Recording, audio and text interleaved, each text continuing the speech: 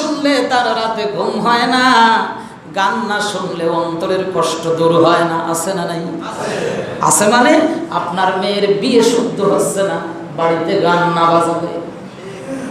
এরকম কয়জন বাপ আছেন 3 দিন 4 দিন আগের থেকে বক্স ভাড়া করে বাড়িতে গান বাজনা বাজায়? এগুলো তো আপনাদের এলাকায় নেই। আছে? কথা বলেন আছে? এবার আপনারা শুনে রাখেন, আল্লাহর কোরআনী কাজে, দাওয়াতি কাজে বাধা প্রদান করার জন্য, নবীর দাওয়াতি কাজে বাধা প্রদান করার জন্যই গানের জন্ম হয়েছে। এই গানের জন্মই হয়েছে কোরআনের দাওয়াতি কাজে বাধা দেওয়ার জন্য।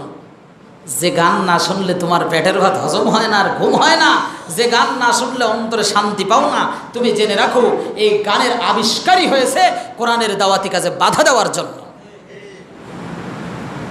আজকে আপনার প্রত্যেকের বাড়িতে বাড়িতে এই গান বাজনা